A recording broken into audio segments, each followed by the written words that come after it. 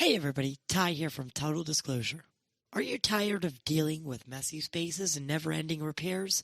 Do you live in the DC, Maryland, or Virginia area?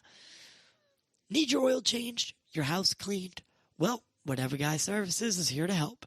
From residential to commercial, home cleaning, repairs, and vehicle repairs, office cleaning to building maintenance, they've got your back with their top-notch cleaning and repair services. Their experienced professionals will transform your space, leaving it spotless and problem-free. But that's not all. They pride themselves in going the extra mile for their clients. Their exceptional customer service ensures your satisfaction every step of the way. What are you waiting for? Stop worrying about cleaning and repairs and start enjoying the comfort of your space. Whatever the job, they're the guys to call.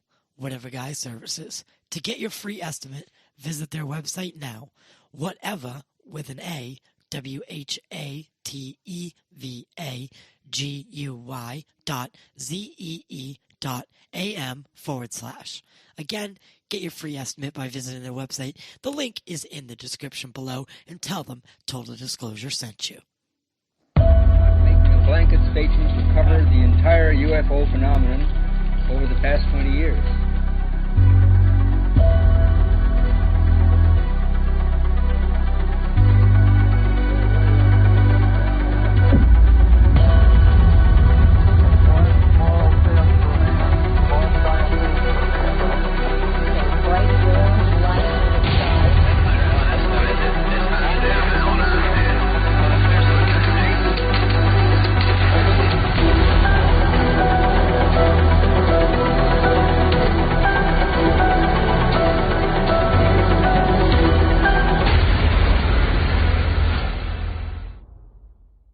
Welcome to Total Disclosure, everybody here live on YouTube and Rumble. Rumble for the first time. This is definitely an interesting experiment for me.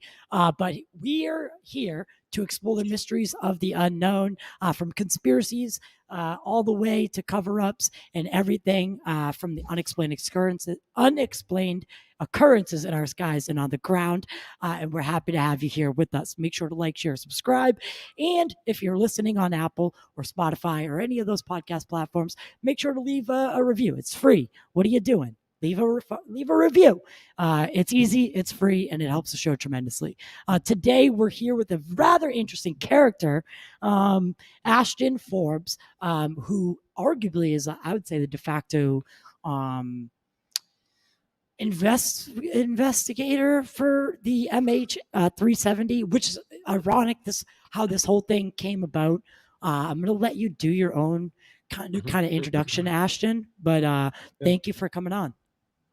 Yeah, thanks, Tyler. Thanks. I appreciate you having me on. So, yeah, my name is Ashton Forbes, and what we're going to be talking about today is the first ever community-led investigation that, after it ended up getting censored on social media, I kind of took the reins up, started writing the case on it. I've treated it like you would a criminal investigation in terms of digging into the facts, trying to uncover the story, using the scientific method to come up with a hypothesis, have the evidence line up with that hypothesis, and when it did not, then to reestablish new hypotheses until we get to the point where I think we're at today, where we have a very clear idea of what the total picture is. And despite that, though, there is still some mystery. Right. So you are an IT consultant, and you did grow up in the, interested in the UAP phenomenon. And it was around that 2017 time where those Navy videos that, ended up being admitted to being real when they came out, that you kind of came out of the shadows along with a lot of people.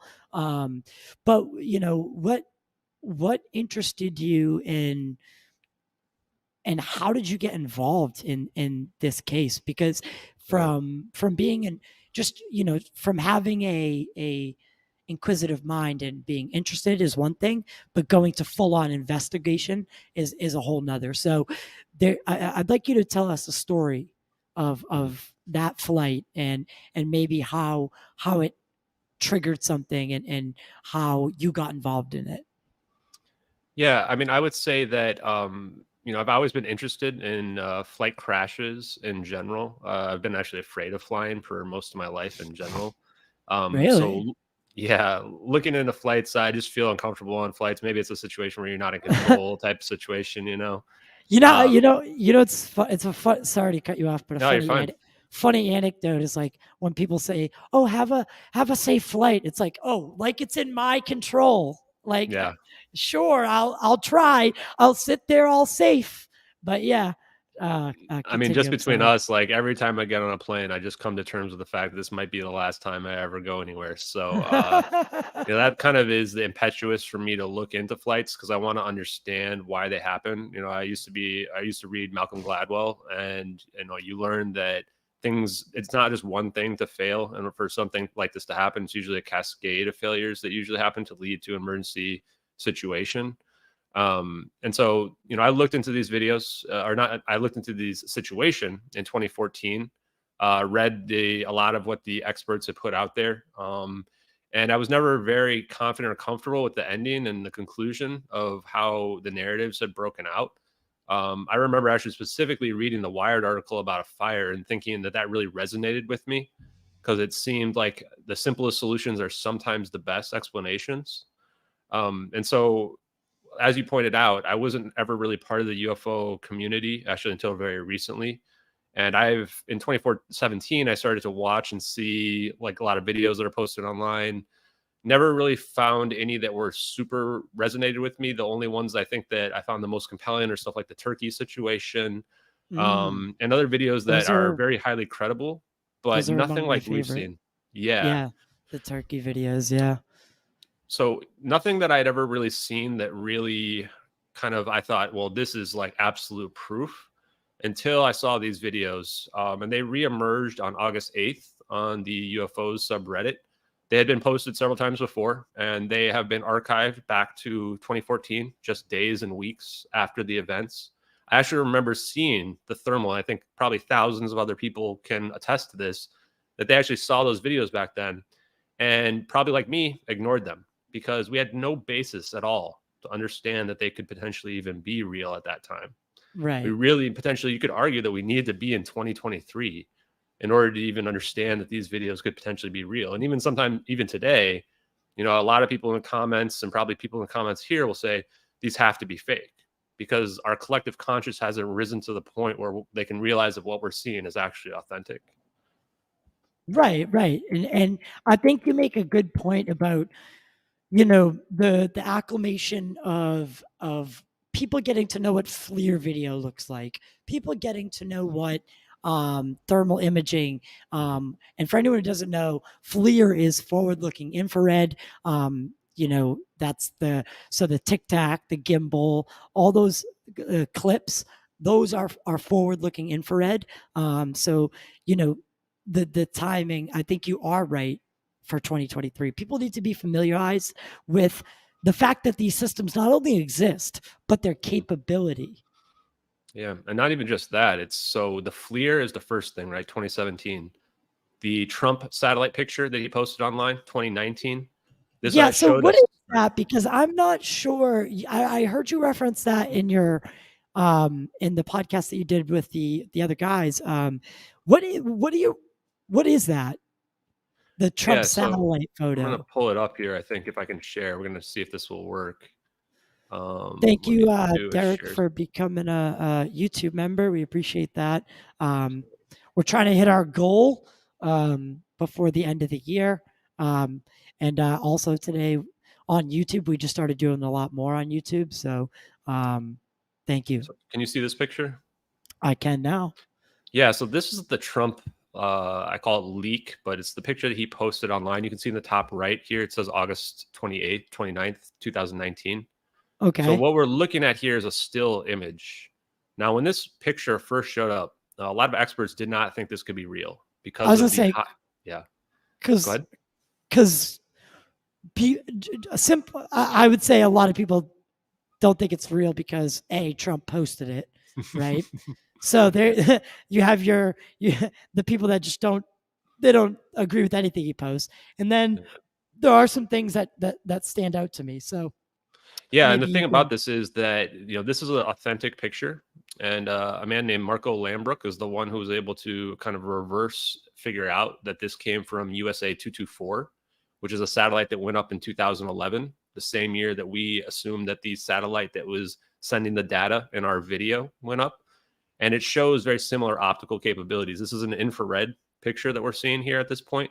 Correct. And in this picture, we can tell it's daytime very clearly. It's a very, very bright picture. We can see this huge shadow that's kind of going off this tower here. And this is how they were very, very easily able to determine the time that this was taken and the exact satellite that was in the right location to take this picture, essentially. So this one is quite a bit different than ours, where in our video, we don't have any shadows anywhere, which are a strong indication that it's in the middle of the night, you know, because otherwise there should be shadows all over from the clouds, the plane, etc. Yeah. And that's why people struggle with this idea of we're looking at a false color IR in our video, is that this is taken at night. And again, the angle here indicates a low Earth orbit satellite. If it's a geostationary satellite, these satellites are extremely far away, meaning they're looking straight down on the Earth. So they're straight down on the Earth, whereas okay, so that puts that basis. So we know that this satellite is the one that's up there around the time, and it is around the area of. Yeah. So go ahead. Well, how does one track that? How does one know that this satellite was in this area at this time? Because a lot of people don't know that you can get that information. Yeah, there's actually a public website that you can find that has the orbital trajectories going back dozens of years that amateur astronomers can look up and see, because these satellites are visible from people. So amateur astronomers are tracking them. And these satellites can't move around. So they're very, very accurate, those trajectories that they have out there. So our team went ahead and used those trajectories and was able to figure out all the satellites that could be in the various area. And because what we see in our satellite video is a stereoscopic picture, what that means is it's two satellites that are next to each other. So I'll go ahead and just share real quick the satellite video so you can see what we're looking at. And that would essentially create a 3D effect, a 3D map of what we're seeing. Exactly. So the first thing that we look at when we see, this is the original from Regicide and on, this is the archive footage that we're seeing here, is that there's two scrunched together side by side. It almost looks like someone duplicated it. But what we were able to prove is that this is actually two different cameras, slightly different angles from one another, from outer space. They're about 1,100 kilometers in the sky, which is consistent with these low Earth orbit satellites like what Trump saw or what Trump leaked. And you can tell it's similar optical capabilities as well. Interestingly enough, you see this stutter, which is 6 frames per second, which indicates that this satellite's looking at a very, very wide field of view, much, much bigger than what we see here from the cropped view. You can also see this mouse down here. This mouse. So that's the one that's taking across the battlefield, basically. So actually, that one's not moving the coordinates. You can see it moving. The coordinates stay the same, which means that that's not what's moving the coordinates. It means there's probably a joystick or a specialized mouse, or they're using like a lock and unlock type of situation where they can move that. Now, notice the mouse goes off the screen in several directions, indicating that what you're seeing there is a much larger field of view than what we are seeing there. So that's, again, consistent with this very large, this satellite field of view that we would see. So if I go ahead and switch over, go ahead. And do you think that, I mean, because they're clearly smart enough that they took off any sensor data, any data that could have been compromising to the U.S. government, like in the videos that we see of the UFOs, the ones News Nation put up every day, with the UFO news that they do every day now. Yeah, you see all the data that's on the sides of it. It seems someone was smart enough to either crop it out in the thermal video, or which would lead me to think that they were cognizant in, like, I don't want to compromise national security, but I think this needs to be out there. Yeah, I think that you're getting into a lot of what I call the intent of the videos, is that you can tell they take away the HUD data. They're cropping the satellite picture. HUD. Thank you. They're even cropping out this drone in the satellite picture. So, and that satellite one was the first video that leaked. So essentially the satellite video should have been enough absolute proof, because we have the coordinates in there. The date on the Regicide leak says March 12th, which is only 4 days after the event. This is even before the narrative of the South Indian Ocean was even developed. So the person that leaked this would have thought that this is absolute proof. They're going to be able to figure out the satellite that was in the area. And that wasn't enough. So that's why they leaked the second one. Now we have a second video that's showing the same thing from a different angle. And again, in both of them, they're minimizing the amount of damage to the U.S. military and intelligence, which tells me that this person is an operator, potentially, that they saw it in real time and had an emotional reaction, that they knew no one would be able to prove what really happened without this happening. And they were not a spy.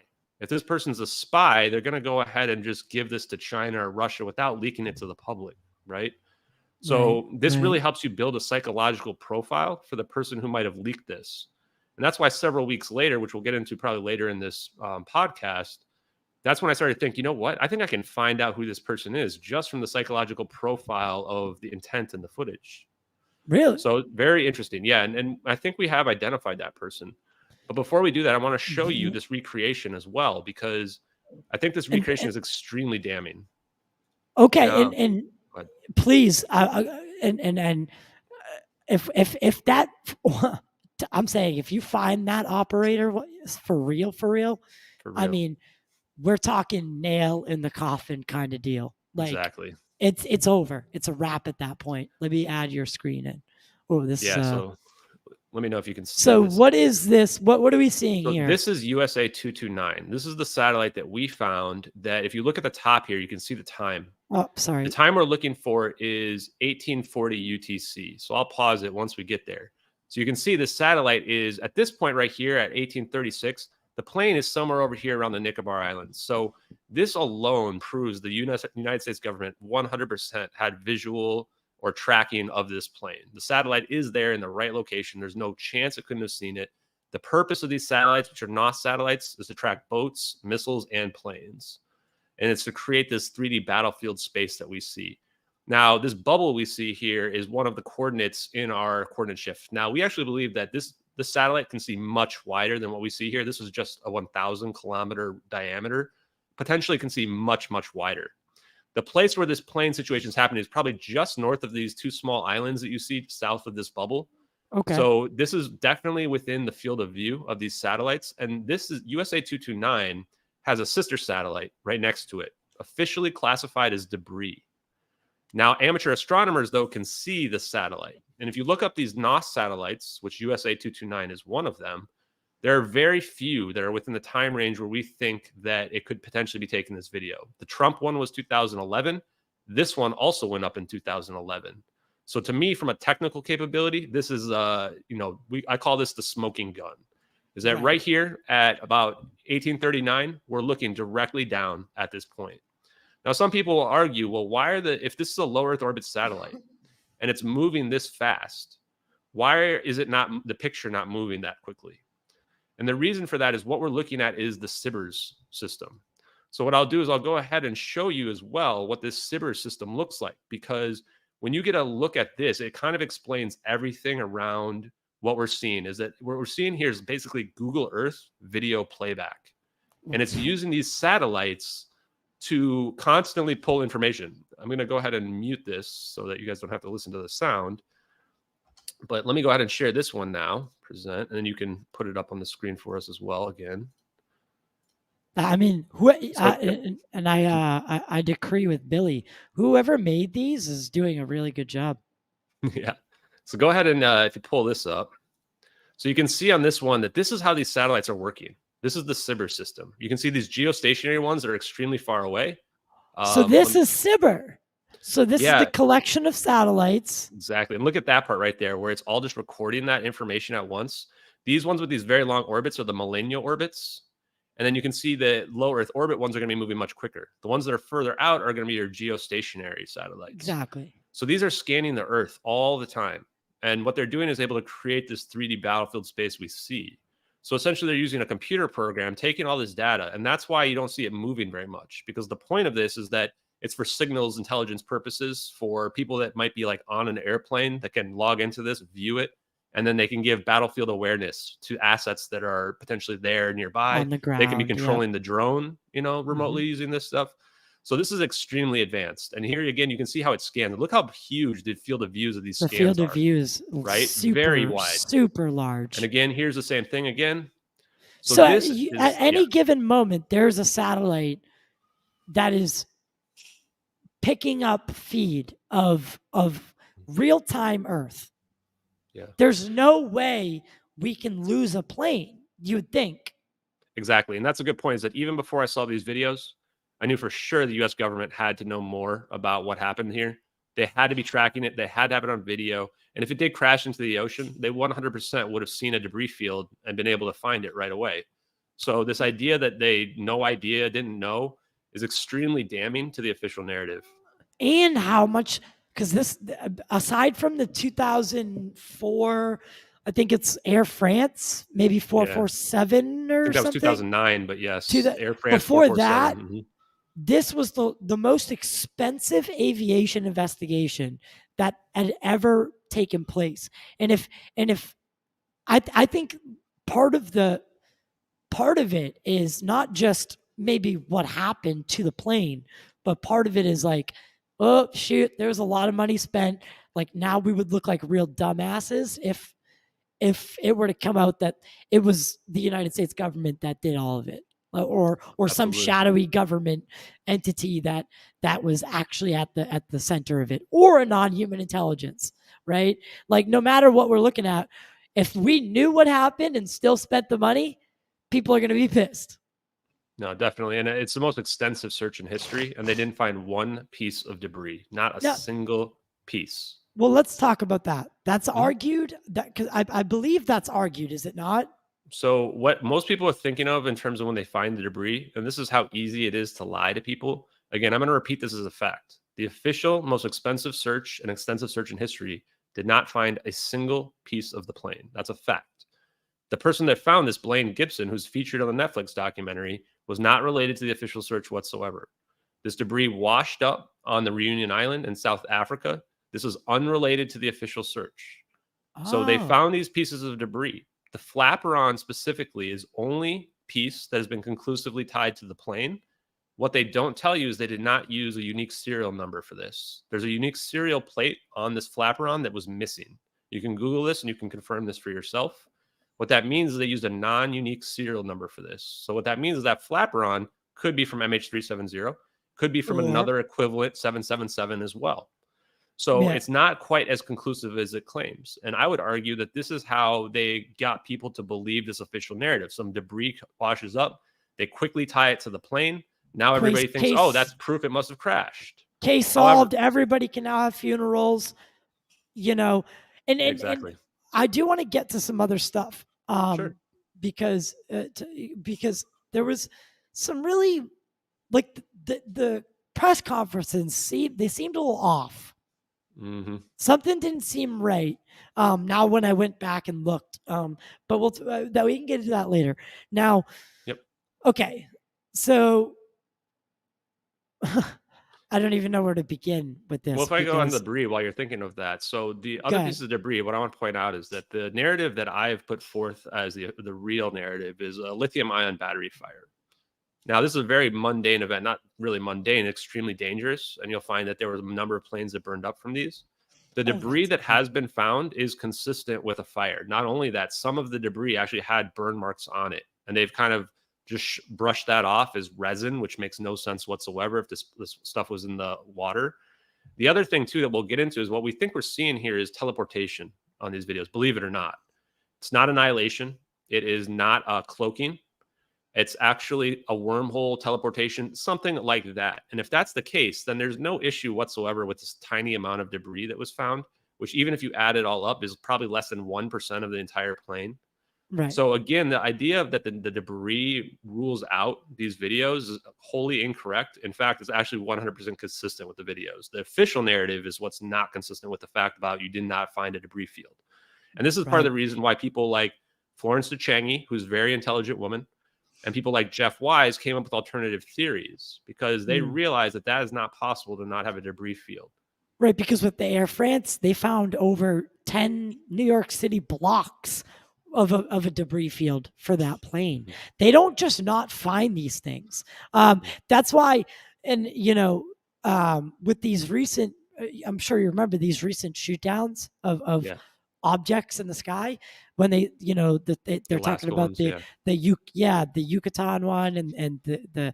the Yeah, they claim they didn't find anything. they claim they didn't find anything. I'm like, Sure. I call bullshit because I Yeah. know that you guys are tracking this stuff, and I know you guys have eyes on, like, Yep.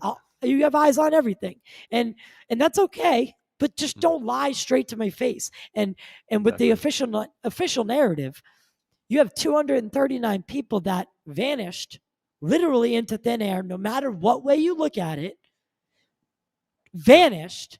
All of their families and their families now go through this process of grieving. Yeah. So it's very, very weird situation. Absolutely. And again, we needed those Navy videos. We also needed that Trump satellite picture to even have a basis to understand that that's satellite footage that we're looking at. People didn't think that we could be taking satellite video. A lot of people first looked at that and they thought we were looking up. That's how Well, little of a basis we had to understand that instead of looking people down from outer space. people forget that Ben Rich famously Yeah. in a speech told told the graduating class that we have the technology to take ET home. Listen, Lockheed's been developing things like you Yep. wouldn't believe, right? DARPA. I mean, we have you guys to think that the technology isn't there is what I find the most laughable.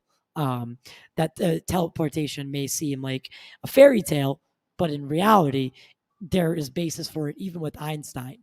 Theoretical physics shows that it is 100% possible. Actually, I was surprised to find this myself. I actually know the Ben Yes. Rich quote you're talking about, and I always thought it was a little bit silly.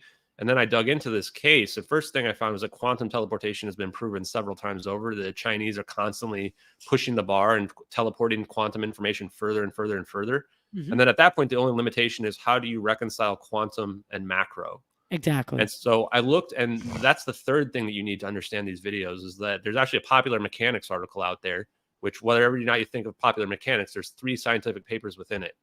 And they show that you don't need exotic matter in order to create a wormhole, that wormholes are humanly traversable, the meaning that you could actually go through them and you would survive the forces of them. And then the last one, weirdly enough, says that you could create a double thin layer and you would allow an object to be able to go through a wormhole. Absolutely. When I read those, that's when I went, wow, there's actually theoretical physics support for exactly what we see in these videos. It's not just make believe, it's not just science fiction. No, people don't understand that the programs that these agencies have run, the billions and billions isn't even the word, trillions and trillions of dollars, incomprehensible amounts of money have gone into these really dark, black programs like remote viewing, like experimental propulsion, advanced propulsion. We know, like, these aren't things that should surprise anybody. And the documents, John Greenwald is a good friend of mine. A lot of documents have come from his FOIA attempts, FOIA requests to the government. And I think that we know now that the government has had its hands in the otherworldly or paranormal for a long time. Yeah, and I think that they're definitely doing an acclimation process, and you can even tell from people's reactions, right? Is they know that people are having angry, hostile reactions to this type of information. And what that means is they need to get people comfortable with it slowly over time, right?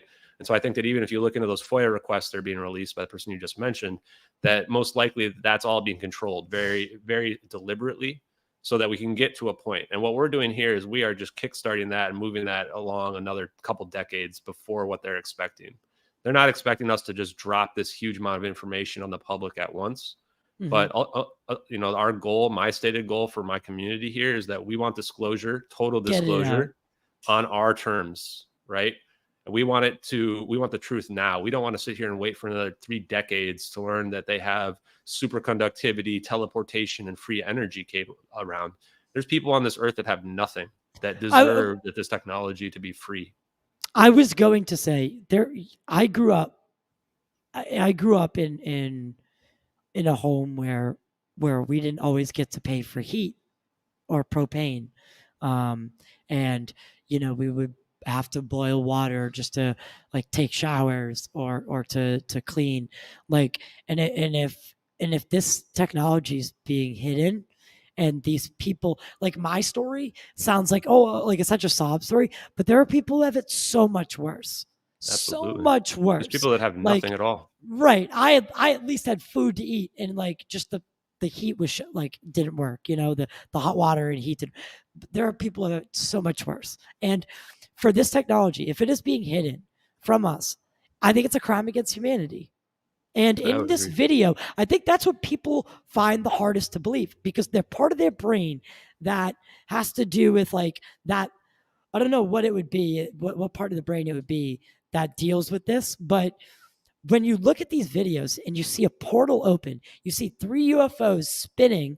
If you And want to share, I'll pull it up while you're talking. yeah, you see basically magic happen, literal magic, to your eyes. Yeah. That's the part that people struggle with the most. Yeah, I mean, I think that people aren't ready for this information. Interestingly enough, when I started getting involved in the UFO community, as I was disclosing this, I got hostile reactions from people that already believe in UFOs and non-human intelligence and those types of things. Not even they could believe it. And looking at this, Look look at at the the trail orbs. of vapor. And here's It's the thing, just, they're not trailing it. Those things are in front of the they're in orbs. They're front and they're leading like them. opening. It looks And what like they're they're doing is opening something. they're creating their own geodesics there. So what they're doing is they're creating their own gravity forces at that point, which is very interesting. If you look into how gravity really works, it does not really work the way that we would think of as we were taught in school or you might see on TV. Really Right. what's happening is that mass is interacting with space-time. And that curvature that it's creating is what is allowing objects to fall. So essentially what we see is falling, what looks like it's getting pulled down. I mean, it is in a sense getting pulled down, but that's due to the amount of mass that we see from our planet interacting with space-time, warping space-time, and then time is moving forward. And when time Okay. moves forward, what's happening is objects are following the natural curvature of space-time. So what these objects are doing here is not only are they suspending themselves from space-time, they're creating their own geodesics. So they're following these trails that almost look like train tracks that are allowing them to move forward, which to me, just seeing that alone tells me there's no chance this can be faked. No one would even think of that. There's no basis whatsoever anywhere out there for something like this. And then that is the The part. zap. So there you go, right there. I think honestly, even if it was just the orbs, people could maybe wrap their head around it. But it's the what happens that at that point where this thing like just boom, just disappears, right? Right. And now this is a completely separate angle from the other video. And look at here where they're, and this is also too, is that when they release the second video, we see so much more detail. And part of the reason why they colored it, you can see these orbs, there's a heat signature. They're spinning on their axis here. So one of the ways that's been proposed that the propulsion is occurring is that these are superconductors that are spinning. And by having spinning superconductors, potentially this formation might be relevant too. This is how I think they're potentially exploiting free energy, as they're creating some sort of amplification. And this is me speculating. Well, look at it. Other explanations. What shape is it making? Yeah, a triangle. And then you see it's just gone, right? And there's this, you see this almost shockwave happening here as well. That's occurring. Now, interesting enough. Yeah, go ahead. Has anyone slowed that down? So we can see kind of, because I know there's this absurd, and I've looked into it. There is an absurd. Listen, Mick West is actually a friend of mine. Mm-hmm. Like I like the guy. Him and I, we disagree every day, all day, but him and I have a good relationship. We can still talk and be friendly. Where he has this thing on Metabunk about comparing it to a video game. No, it's completely ridiculous. I'm going to be honest, it's 100% ridiculous. There's no chance that what we're looking at here is a 90s video game that's low quality. I mean, to be honest with you, he's extremely disingenuous. The image that he is comparing is the 2015 remastered version. Because if anyone looked at the 90s version, the pixelation and low quality of it is so absurd. And as people will point out, this had to have used a 3D render in order to create the multiple angles that we see. So there's no chance that anyone would use a 2D visual effect. Doesn't even make sense. If someone went to the effort to create this in such high quality, they're not going to go find a 90s video game that's 2-dimensional and add that in there, right? They've done all this perfect work. Exactly. Not only in 3 or 4 days have they needed to create a minimum of 3 videos. They did one of them stereoscopic. They've done all this work, but they're like, shit, you know what? I'm running low on budget. Let me grab some Doom graphics from the 90s and we'll seal the deal. From a 3DO game. And here's the other thing, and I don't want to harp too much on Mick West, although I'm not a fan of his in any shape or form, is that, you know, he consistently said he would not look at these videos. I have at least on record on 2 different occasions, including just 2 or 3 days before this debunk appeared. So all of a sudden out of nowhere, he finds an obscure video game. Was he just sitting there looking through his old video game collection when he found this?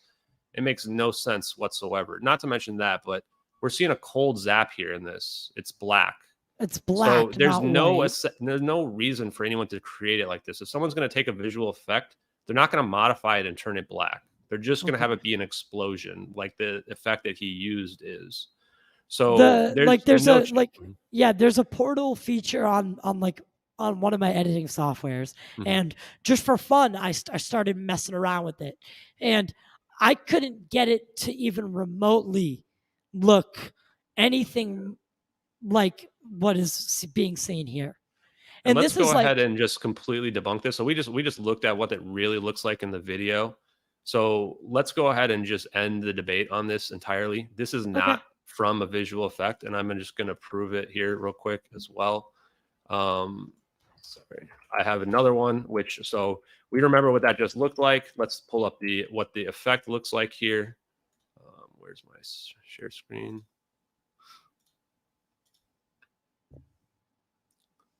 Believe it's, sorry, I'm trying to make sure I've got the right one here. Don't worry about it. It's this one. Yeah, here it is. Okay. So let's just compare it to this effect right here. You can see it's not even close to the same, right? What we're looking at here is multiple ripples. Yeah, it's multiple not ripples. All the same. It's not that you can tell it doesn't match. You can see that these extra kind of explosions kind of coming around it don't match. This is actually superimposed. The background one actually has the real effect behind it. And this fake VFX that they're trying to say is the same is not even close. I mean, it's not even remotely close. So the reason why this, in my mind, what happened here is someone used a computer search to find something they think they could falsify to try to make it look like it. And that they used a sock puppet account on Reddit and then bot voted that up to the top, gave it a ton of awards, because what people believe on Reddit is whatever's at the top, you know? And so that essentially shut down the conversation. Why would Reddit even allow that? Because there's so many rules about Reddit. Like, I needed so much karma to post like something. I don't even get. Yeah, so here's the interesting part. I looked into it actually because I have all the receipts. I just want to point that out. The Icy Slide account that posted this was a 1-day-old account, had never posted before. It had to get special permission that had to be manually approved to be able to post this, which indicates that the person that posted this knew, the moderators knew who the person that posted this was. And why would you use a sock puppet account? They didn't answer any questions, not a single one in the comments of that post. The only reason why I can think of is that the person that posted it did not want to know who they didn't want the people to know who they truly were. The only person that I can think of that would want that would be Mick West himself, because the people have very highly divided when it comes to the UAP community. If he had posted under his own name, then they would have downvoted the hell out of it, right? Right. And he's actually has a history of using sock puppet accounts. He was banned from Wikipedia for that, even though he claims, I just switched over to my other account. No, he actually was using sock puppet accounts for that. In addition to this, he's the only person that claims to have found this visual effect. Nobody else has claimed that whatsoever. In fact, he's the only person who is promoting this as somehow being a debunk. So all roads lead back to him. And as you can see here, we've conclusively ruled this out. It is not a match. I wouldn't even have entertained this as a debunk, because again, and we've had this problem with him in the UFO community. Sometimes his debunking is more out there than just the real video, right? Just like taking it at face value. So okay, that's out of the way. We'll take that we got rid of that. So let's go back into the evidence and talk about what's really So, going on. We can talk about did the science. We can talk about anything else. Go ahead. Well, what I want to talk about next is now there's 3 orbs. They vortex or they circulate around this Yeah. plane. Does anyone see this? So Does the anyone witness did claim to not have see seen it. this? The witness who is there, who saw the glowing orange plane, which is how we figured out this was a lithium ion battery fire where the halon gas had broken containment. And this Okay, so there is bromine. for the Yeah. audience who doesn't know, there is a witness. Yeah. So my piece called The Orange Glowing Plane. You should definitely check that out if people are interested. It's on my Twitter. I can This link is it below. Yeah, and this is where we started to realize that this was a fire event. I was trying to figure out why this plane would be glowing orange. This witness was under the agreed flight path in the Nicobar Islands. Everybody agrees she was there. They dismissed the witness, discredited her like they did every other witness that saw this plane so that they could develop this fake narrative. And the witness actually watched the plane at a low. I just did actually an interview with her to reconfirm all of her official report from back in 2014. It was already at a very low altitude, which is consistent with a fire event because you need to fly low if the plane had been depressurized from some sort of event to keep the passengers alive. This actually debunks the suicide myth as well, because they said, well, he would have depressurized the plane to kill everybody, but why is he flying low to keep everybody alive if that's the case, right? You would be flying at cruising altitude. The witness reports that this plane was flying low and it was descending, and it was also moving at the same counterclockwise rotation that we see in the videos. This is consistent with what we see in our video where we're looking at these cumulus clouds. So I'll pull this back up again just so we can share. And I want to point out here that we know the altitude's low. Does she see any other military She saw aircraft? no orbs. She saw 2 other airplanes that had navigation lights on them, which to me would indicate that she probably saw one of these other AWACS that have been reported to be in the area. That's what I'm saying. What she believes is that the experts, which I believe these experts were trying to diminish her case. First thing she told me is that the time, 1840 UTC. Remember, if we looked at that satellite video, that was the time when the satellite was in the right location. So her sighting was right around the time, right location. She saw this plane had no navigation lights on it, the one that she saw. The other 2 that did have navigation lights. The experts, she told me directly, she thought they were trying to get her to change the time. She also told me that the experts tried to convince her that the other planes were some other commercial airlines that were nearby. The only one that I can think that was even close is UAE 343. There's not 2 airplanes nearby commercially, at least from my investigation so far, that could account for what she saw. So unfortunately, it seems like from talking to her, she'd not seen any orbs. So I think that when we see this plane start, she had already gone inside the boat, unfortunately, probably at this part where we're seeing this video. And so she missed these orbs coming around. I think these orbs are actually probably visible to the naked eye, but she did report seeing the smoke. So you've changed your thoughts on that. You think these are visible, not because in the last podcast, I believe you said you thought they were only visible via infrared. I'm not 100% sure, to be honest with you. It could be either or. It's really semantics at this point. Yeah, I mean, ultimately, it's not super important, but I do think it is interesting to find out. You know, and one thing about when we're watching, so she didn't see.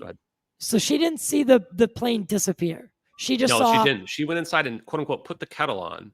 What? And she came out, and I kind of asked, like, why would you do that in the middle? She did not think this was an important event at the time. You know, she didn't really realize the magnitude of what she was looking at. At first, she didn't even know she was looking at a plane until it got close enough where she could see the glow from the front of the front of the plane, and she could see an orange glow coming through the windows of the front of the plane. And so she went and put the kettle on. When she comes back out, there's no more plane anymore, and all she sees is an orange halo, according to her. So to me, it makes me wonder if what she saw as the orange halo was whatever is after the effect here of this plane disappearing, is that she's potentially seeing the residue of that halon gas, that bromine within it. Yeah, that was left behind. Yeah, exactly. And so she's seeing this halo, which I think is very unusual. Now, well, halo being a circle, the way you would. Now, unusually here, there's a lot of weird stuff going on. One thing I want to point out is I'm trying to figure out still to this day where these orbs are coming from. What's deploying these orbs? I think that we're looking at U.S. technology. You see how fast it comes in? It's coming in at Mach 3 or higher. And this right away, it doesn't immediately circle the plane. It kind of goes to the side of it. And on the side of it here, then it starts to get around it. This, to me, looks like it's homing in and tracking the plane. The second orb, if you look closely, actually comes up from the water.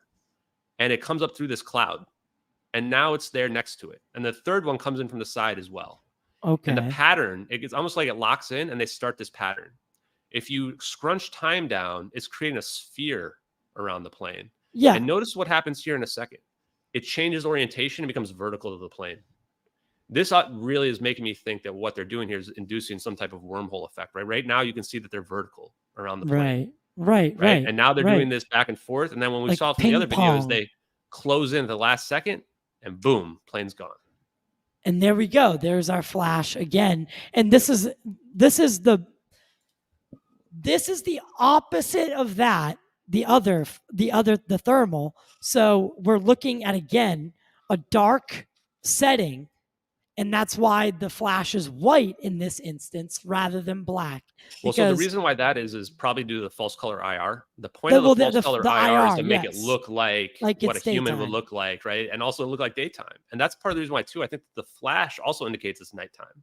Is that flash would probably not be as visible if it was one of those very bright pictures like we saw from the Trump satellite, right? Right. So this also may indicate that we see no shadows anywhere in here. And then that flash, we can see the flash illuminate the clouds, which I think that this all conclusively shows that what we're looking at here is a nighttime picture, or nighttime video, which is consistent with 1840 UTC, which depending on which time zone you're looking at, it's going to be either 1:40 in the morning or 2:40 in the morning. And the moon was not up, the sun was not up, it's pitch black. And that's also according to the witnesses. Over the ocean, over the southern Indian Ocean.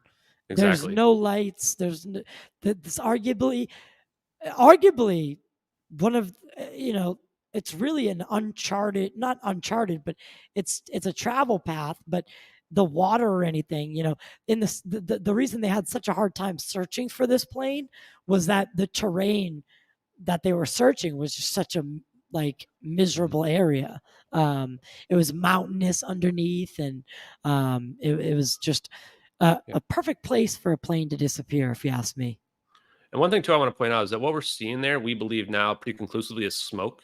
It's not contrails. The reason why it's not contrails is contrails only form at high altitudes.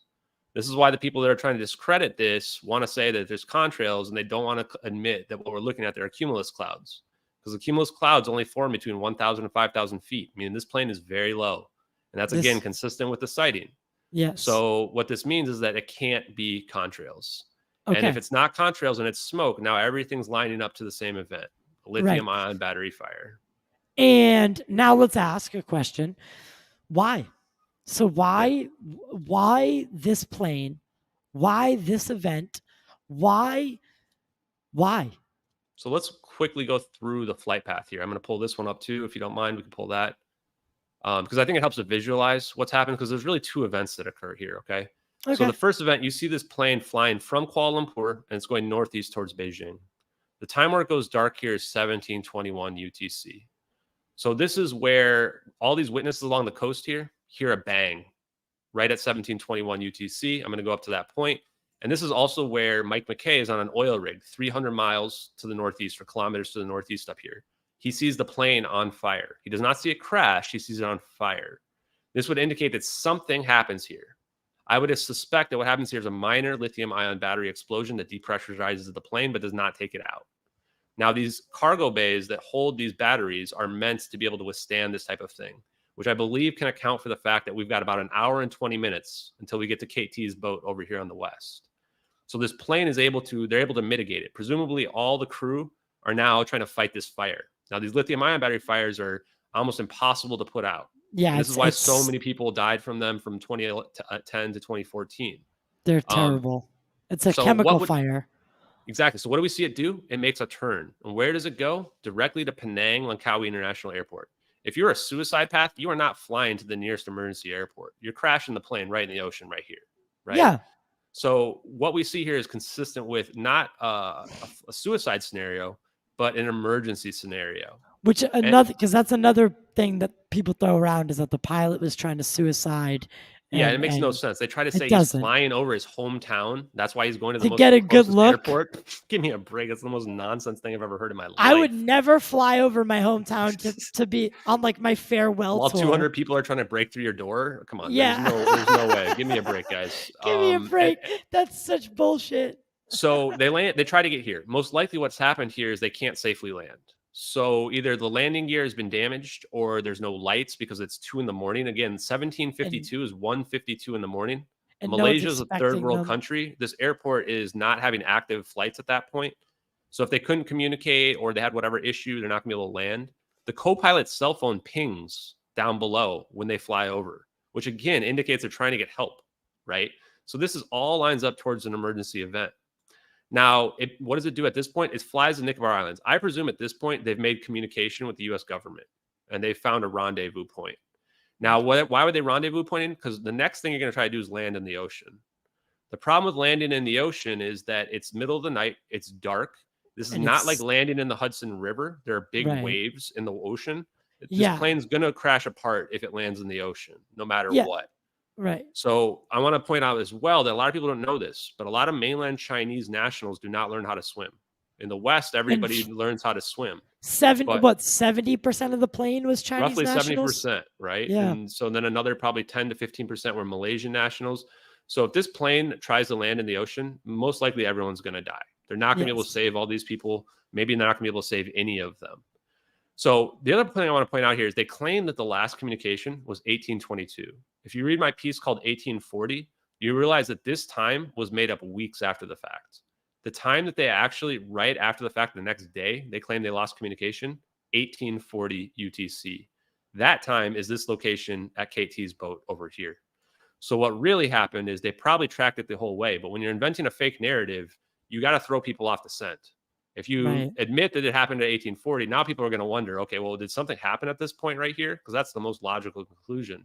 Right. And if you look up my piece called The Data or the Inmarsat data, you'll find if you just scroll through the SU log tab yourself, there's a huge anomaly at 1840 UTC. Nobody who's an expert or has even looked at Excel data could ever say that it looks normal. There's a bunch of zeros all of a sudden right at 1840 UTC. Before this, there's dozens of pages for every single minute that there's a ping. Right. And then from 1940, which is the next ping onward, to 2340, which is like 5 hours, there's 10 total rows of data. It just does not, it's not consistent at all. Right. This is also right here, this location where we're seeing these videos this is the location they say that the plane turned into the South Indian Ocean. It's like all of it adds up to the South Indian Ocean thing never happened. And instead what happened is this is our videos that we're seeing right here. That's the video. Yeah. The videos, because we see it coming across and coming around. Yeah. And it lines up. You've built a very why is nobody listening? Yeah, well, one thing I want to point out is I see the question in the chat. Why not go to Kuala Lumpur? That was what I thought first. But actually, Penang Langkawi International Airport is a closer airport for them to get to. And if you read the Wired article, it actually argues that the elevation is better for the plane to get there. Keep in mind, if this plane has to fly low and it has to fly under 10,000 feet, the correct place for them to fly back to is Penang Langkawi International Airport. Now, I originally thought too, why not? I would go back to the other major airport, right? But again, you're in a fire scenario. So you are in a very emergency situation at this point. You're trying to get to the closest place that is, going by the book, and that is Penang Langkawi International Airport. But good question on that one. That is a good question. Now, are there any there? So the official narrative at this point, I think we can agree that there's enough data here to suggest that something either extraordinary happened something extraordinary actually happened. Now we go to this place of one of two things is happening. This is either man-made technology. I would still say it's alien in nature because it's probably reverse engineered. If it's man-made, or it's a non-human intelligence and it knows the plane's in trouble. That's why the military's tracking both of them. So which there's the espionage theory, and then there's the NHI theory. So can you kind of explain the difference between? Yeah, great question. And I think that, I'll explain my opinions, but I want to point out too that I'm free. I want everyone to believe whatever they want to believe about the videos. I think that I just want to present the evidence. And I think the evidence does line up to one of these two options, and it's hard to exactly figure out what it could be. What I would say, though, is that either the United States got extremely lucky when they were filming this, if it's non-human intelligence or it's an operation. A lot of people ask, why are they filming, right? It seems like they would have to be filming for intelligence purposes. So, it could theoretically be either. And again, there's this mystery. Like, first of all, why did this lithium ion battery fire begin at 1721 suddenly? And then the second thing is, what exactly is happening at 1840 UTC? Is this an operation where they're testing this technology? They're trying to save these passengers. They're trying to put out the fire. One thing I would caution people on is to try and, a lot of people want to attribute human motivation to a non-human intelligence. My view on non-human intelligence is, if it's here, they don't give a crap about us. Like, we're like ants to them, right? Do you go around trying to save every ant that is out there? No. Not really. You could argue No. that you might be trying to save animals and that type of thing, but you really would have to believe that these non-human intelligence are benevolent and have human motivations for this to make sense for them to be saving them. To me, it makes more sense that this is a human interaction that they're trying to do. But again, I think there's evidence, that could line up both ways. Yeah.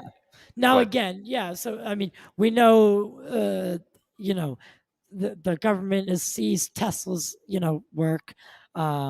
We know that they have black programs, right? We know that they've based, if you believe David Grush, they have flying, they have UFOs. Maybe this is,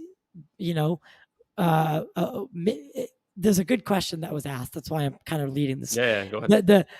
If this was an attempt to save them, a last-ditch effort, like, all right, listen, we got to pull out the technology we shouldn't have to pull out, send it out and let's save these people. Where are the people? Yeah. And I think that's actually interesting, because people have seen, wasn't there like on the military base, like very similar looking people? Yeah, I mean, I think and I don't want to dig too much into that, because again, it's all very speculative, right? In terms of like where it went and, where the passengers are now. I think that if you dig into it, you'll find that there is a lot of really odd things about it. Now, what I would say in terms of where the plane could have gone, it could have gone to another dimension. It could go to another planet somewhere else in the universe. It could go to the future. Time dilation is real. So as farther you travel at the speed of light, from your perspective, time will flow naturally. But from the observer's perspective, time will flow slightly differently. So if I travel 1,000 light years at the speed of light and I can be there in minutes, it's going to be 1,000 years later. Wow. Imagine this plane shows up 100, 200, 300, 400 years from now. So the thing about that is that the time dilation is going to be proportionate to the distance traveled to the speed of light. So if it goes a very short distance, it could show up instantly. If it's going a very long distance, then it theoretically could show up at some point in the future, which I think is very interesting. And then, so where would the passenger be? Or it could just teleport somewhere else on Earth, right? And now we have a situation where it could somewhere be here. Now, if that's the case, then you need to do something with these passengers, right? My speculation was, if you're saving these passengers, you're not going to, do something nefarious to them afterwards. So I would think that if you look at the people who were on board the plane, there was a very small number of Westerners. Most of them, again, were Chinese nationals, which China would have no problem silencing them, not allowing them on the media, whatever needs to be done. Absolutely. You just make backroom deals. You would have the president or whoever else make backroom deals with those countries, say, we're going to return these passengers, make sure they never speak up. Same with Malaysia. Interestingly enough, the White House was calling Malaysia every single day, which I think is a little bit odd. And this is according to Florence Tchangi's presentation that I watched, which I think people should definitely take a look at. There's a lot of reports of when you say the U.S. government, because the U.S. government, I mean, it doesn't show up like, hey, U.S. government. So who from the U.S. government? The White House was calling. The White House. The White House. Holy shit.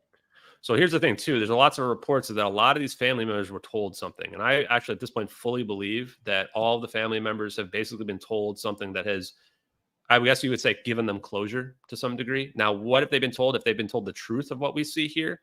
Or if they've been told something that, like, some of them, one of them who was a nephew of one of the pilots, was told that their uncle was a casualty, that they were collateral damage.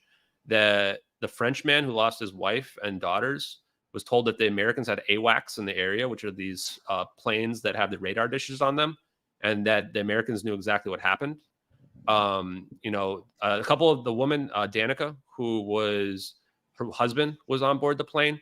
There's reports that she felt like she was being followed and was very scared of, not giving too much information away. I put videos out there that showed that Sarah, who is the girlfriend of Philip Wood, the American passenger, did not believe the official narratives at all and was trying to get to the truth. The families, 19 of them, signed a statement saying they could call the victims' cell phones, which is not possible if your phone's in another dimension, bottom of the ocean, any of these things. They tried to have a expert go on CNN and claim that, like, oh, this can happen, not 19 times to different people for 4 days. Your phone would last maybe an hour. Yeah, and that's pushing it. What I've read is that if your phone goes underneath water for about like a foot underwater in the ocean, that not only is it going to die within like 15 minutes of salt water, but it's not going to be able to receive a signal. And not just that, the service doesn't extend out into the South Indian Ocean. It only goes some miles off the coast. I'm saying. So this idea that like these phones could be ringing, one of them actually proved it on national television. I posted that as well. So, and they wanted them to track the phones, because if you can call a phone, you should be able to track it. As far as I can tell, that didn't happen either. Right. So there's a ton of evidence that this plane did not crash into the ocean whatsoever. In fact, I think we've conclusively proven that it didn't. Philip Wood. That's actually a good point. Philip Wood. Can you explain who that is? Yeah, so he was the American passenger on board the plane. And interestingly enough, there was a very odd picture that was posted to 4chan, which is kind of hard to explain, of just a black picture that they claimed that, that this picture out there, why would you post it to 4chan? But he claimed to be held captive. People looked at the EXIF data on there, and it pointed to Diego Garcia military base, which is a location where a lot of people speculated this plane could go because it can hide a 777. But I don't want to go too much into that. It's just a possibility, of course. It could go other places, but if we're speculating, to me, that's probably the place where it seems the most likely. Now, interestingly enough, what I'll say about this picture is the person that quote unquote debunked this picture is also the same person that debunked our videos. And I went ahead and found a technical analysis that shows that actually their debunk is wholly wrong, like actually factually incorrect, and that the picture itself is consistent with an iPhone 5's picture. Now, whether or not that proves that it's real doesn't necessarily, but it definitely proves that it's not debunked. Right. So there is circumstantial evidence in addition to a B777 fire suppression device that washed up in the Maldives that had a serial number on it. The Maldives was intentionally excluded from the search. They never looked into this fire suppression device, even though it looks like it has a serial number that could be linked to MH370. And there was a sighting that is somewhat contested in the Maldives, where some of these people on the island reported seeing an airplane that was flying very low that had a blue and red stripe on it. So there is a bit of evidence that this plane somehow was flying over the Maldives as well. And the problem with that is that the time doesn't really match up. Right. The time of that sighting was reported at like 6 a.m. of the local time, which is hours after our events happening later. But remember what we just talked about, time dilation. Right? Yeah. It really makes me wonder, and to your point earlier, is that it's hard to believe the U.S. government could be this secretly advanced, but people do mention all the time that the U.S. government's 25 years, 50 years more advanced than the public knows. So initially what I would say is that when I first saw these videos, I thought, and this is in 2014, that I had to be fake. I didn't understand, I had no basis to even understand them to be real. I didn't even know what it could look like, a FLIR data, etc. When I saw them again and realized from this Citrix session of proof that we have, from the mouse that we see, that these are authentic, then I thought, okay, we have to be looking at non-human intelligence. We're seeing this triangle formation. We're seeing these orbs, and those are very much in the zeitgeist right now.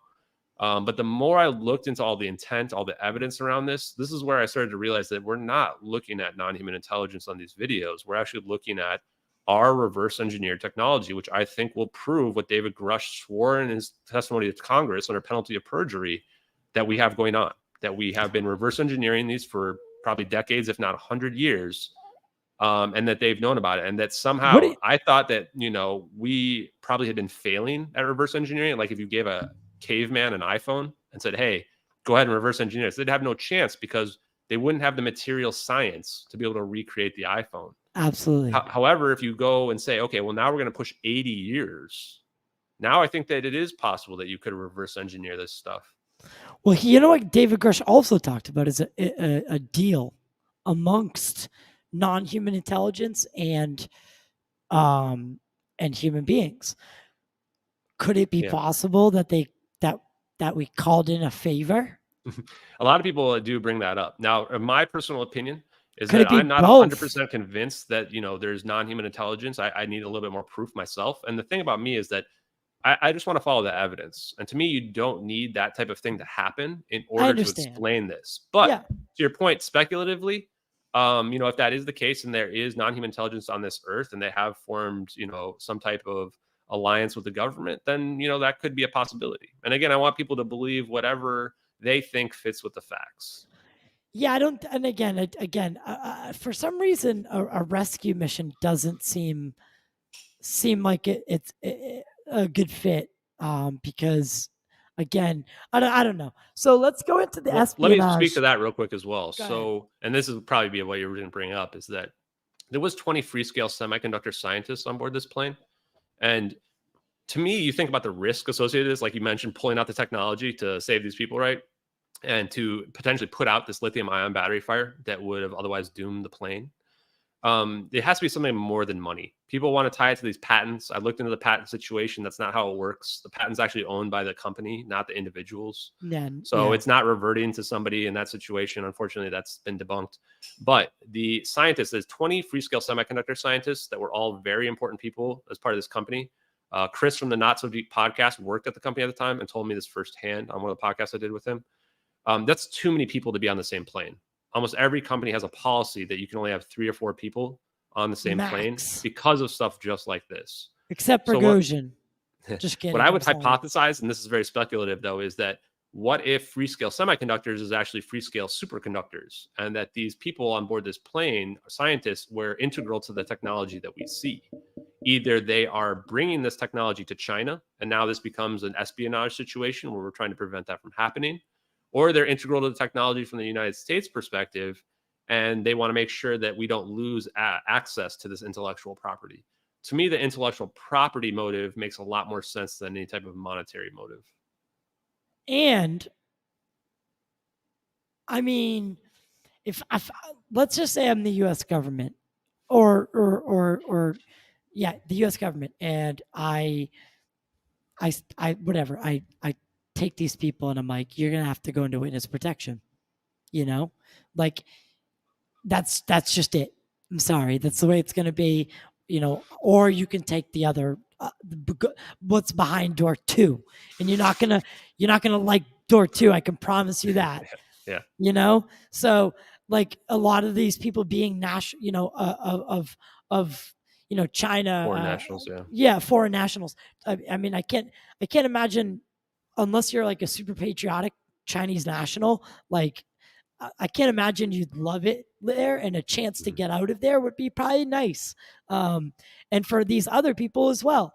I don't know. Maybe they live out their lives wherever this plane landed, right? Like, what if they say, "Hey, we'll give you $10 million and you can live on this beautiful island and you live your days out here," right? And half of them hate their wives. 2. Yeah. Half of them hate their wives. Yeah. Absolutely. Yeah, I think that, and that's why I think that it's easy to explain a lot of the passengers. The harder ones are the Western passengers, the ones that might have access to the media to blow this up. Well, and then their family members as well, right? And that's why I think the fact that no family members have reached out to me, none, not a single one, while this is going on. I have over probably 10, 20 million views over the last 2 months. To me, that's the part that's unusual. Do you think they have signed some sort of NDA? They could have. And I think that it's very possible that they've been told something and told that you can't bring this up to anybody. Otherwise, you're in big trouble, right? Because we see this in the UFO world a lot. Because the thing about it is, for me, I would never give up. I mean, look at how passionate I am, and I'm not even related to any of these people on this plane. I plan on vindicating everybody, the witnesses, the person that leaked this, everybody who's been lied to, the pilots.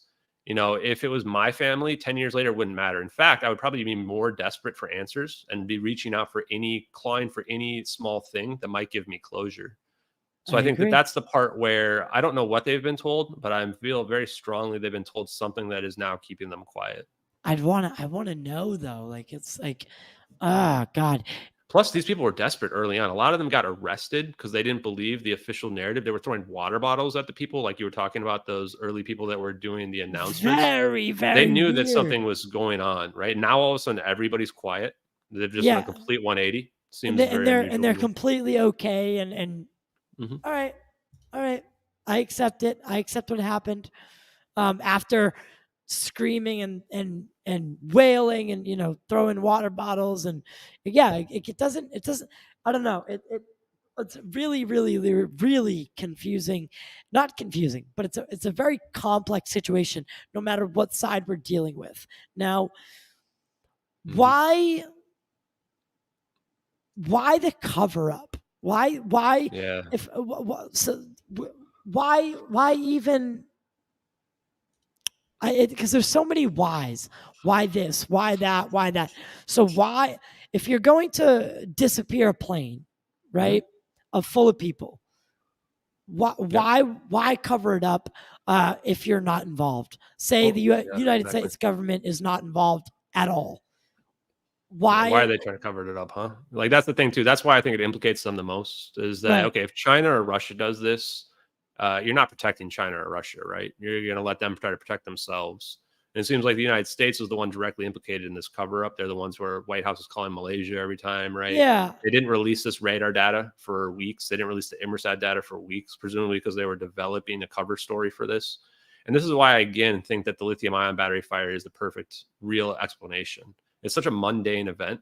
It's like, why are you covering this lithium ion battery fire up? And the answer is pretty simple, because they deployed this technology that is classified, that cannot be revealed to the public under any circumstances. Yeah. And that fully explains why then you would do this elaborate cover up, which, in my opinion, you can look at it two ways. It's elaborate in the sense that they repeat the lie over and over and over again. They get all the media to repeat the lie. And that's probably the reason why the media won't talk to me. They're happy to make fun of some kid in Vegas who thinks he saw aliens and, you know, completely tear him down. If they put me on, you know that they know the official narratives are going to get destroyed, right? And that's the reason why the media hasn't reached out. It's very easy to lie to people, like the Seinfeld episode. Just repeat the lie long enough and people believe it to be true. Sometimes you even believe it absolutely after a while. You and know, you can tell there's a lot of people that do, and they're stuck on this idea that the debris somehow proves that this plane crashed, when it's the exact opposite, interestingly enough. There was a second plane, if I'm not mistaken, right? I don't think there's any evidence for there being any type of decoy or second plane. Now, there was a second plane that was purchased in October of 2013 by GA Telesis, which has military connections. But the thing about there being a second plane involved is you would have to have radar for it, right? And this radar for the plane would have to go through multiple countries that are not going to cover this up for the United States government. But what I did want to say in terms of the lies told is that, yes, in some sense, it's a very extensive cover-up, but it's also a very sloppy one. I mean, look at how much we were able to destroy this narrative with just a Twitter account and Google access. All we've been doing, this is all publicly available data. We've just been looking back at the old news articles, and we're realizing how inconsistent everything is. It's not like you have access to a classified server. Exactly. And a lot of what we've been doing is watching these videos and just deducing information from the videos and then using publicly available data to prove that those deductions are correct. Yeah. And okay, so they deploy this technology. So continue. Yeah. So continue on. They deploy the technology. The other point I want to get to is like who the leaker is, right? So we've now built a psychological profile, right? And we've showed that this technology got deployed. So you're the person on this plane filming it, and you see this happen, and you don't even know this technology is possible. You have to have access to the highest level security clearances, compartmentalized information, access to the spy satellite. We think they also have to be an operator, because that this, you know, they added this thermal layer. Normally these FLIRs are black and white. It shows a lot of intent. We don't think they're a spy because they remove the HUD data, they crop this other information. They're trying to do the right thing. And if we assume this is U.S. government filming here, then this person who's leaking it also has to be a U.S. military asset. This is where I started to realize, like, wow, I might be able to figure out who this person is. One thing I found is that you can't hide these types of court martials unless martial law is currently in place. And that's when I realized, wow, there probably has to be a record. They probably had to have obfuscated what this person was really charged with, but there should be some type of paper trail that leads back to them. So I searched for weeks. I looked up, you know, there's actually a Wikipedia list you can see of all the people who were charged with espionage, willful retention of classified data, willful retention of national security defense information. And I looked up all these people that are publicly known, even Snowden, Chelsea Manning. And I was looking for a window. I kept it pretty broad, but I thought, like, they're going to catch this person in under 3 years for sure. And then I came across a person named Lieutenant Commander Edward C. Lynn. And what I'd like to do is pull up right now the piece on him, because I think that it is extremely damning in terms of the fact that this guy has to be the person. So let me go ahead and pull this up real quick. And I just want to present it, because now what we've known about all of this, I think that everybody at home who's watching along here will also find this information extremely compelling. I think this is the one. Yeah, this is the one.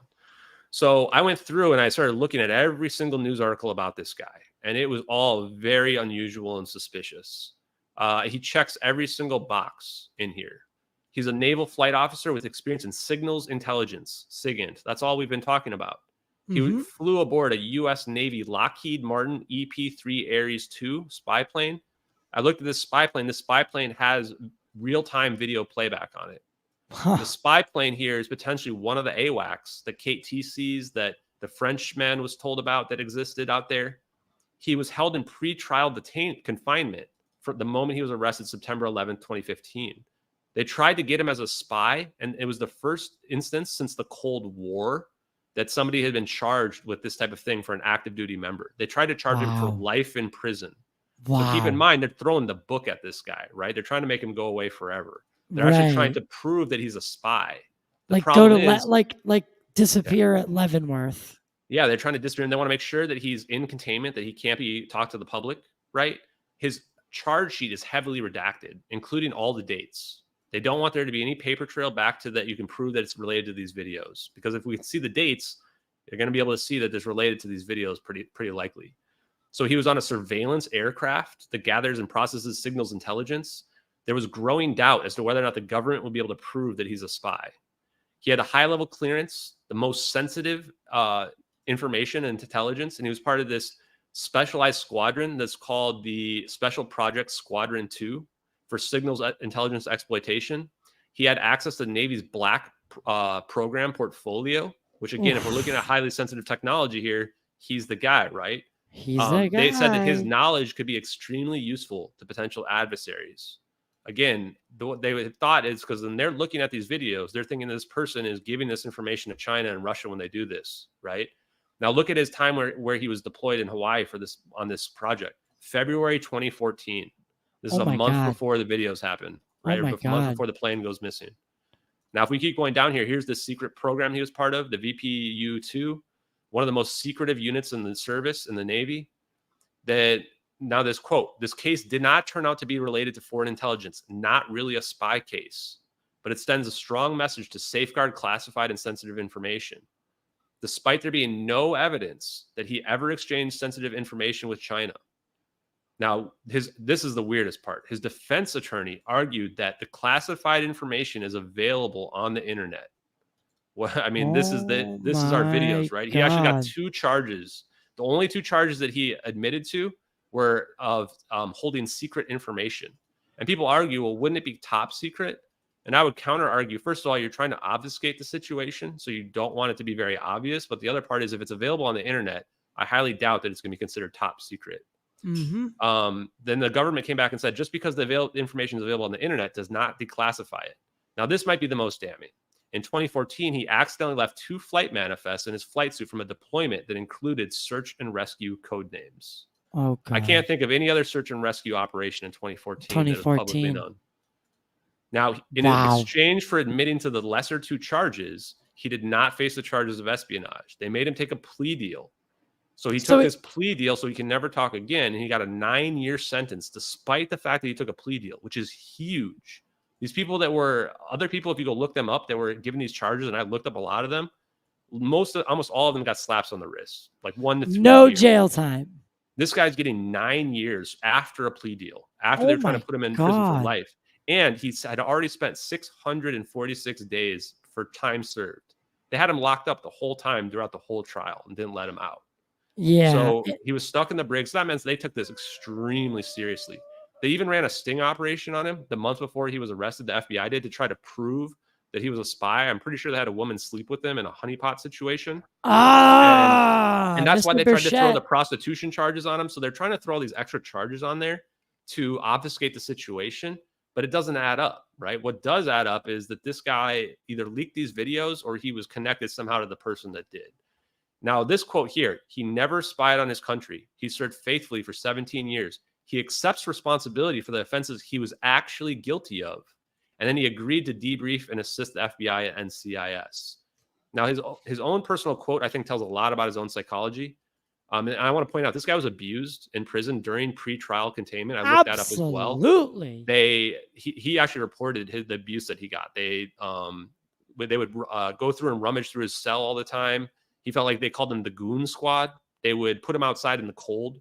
He says, I think physically ill about the damage that I would have caused for my actions. I'm exhausted and broken in spirit. The best thing I can do is serve as a cautionary tale to others. And this part starts to tear me up a little bit, but I want to let him know, if you are Agent 370, sir, you are not a traitor. You are my hero, and I salute you. Not just that. I am going to formally ask for a full pardon for this man if he is Agent 370 from the United States president. I think that this man saw what this happened, and if this information and technology is true, he took a huge sacrifice to try to leak this to the public and get us to realize it. And we did this man a serious injustice by not realizing these videos were real for 9 years while he sat in prison. And he was released relatively recently based on that time frame there. And I can't even imagine what must be going through his mind if he is the person that leaked these videos. You kind of just blew my mind a little bit, man. Yeah, I mean, I think that evidence is extremely, extremely compelling. We're not going to find somebody else that checks as many boxes as this guy does. I've looked through all the people out there. It seems like it has to be him. And if that's the case, he can't come out and speak to it. So if we pass this law in 2024, this whistleblower law, I real hope that gives him enough protection where he can come out against the plea deal and tell the truth. Because if he can prove the whole thing and blow the whole case wide open. But what should really happen is the president of the United States should step in, give him a full pardon, reinstate his entire rank, and tell the truth about what happened here. Well, it's not going to happen with Biden because Biden, I mean, it's going to have to be whoever comes next. That's my opinion. I think the guy has already too much on his plate, and I don't know how the election's going to go. I'm not political, but it is what it is. But if this man is that person, I do think you are absolutely correct. Not only is he not a traitor, but he is someone that someone that is just like David Grush. Yeah, he just tried to blow the whistle.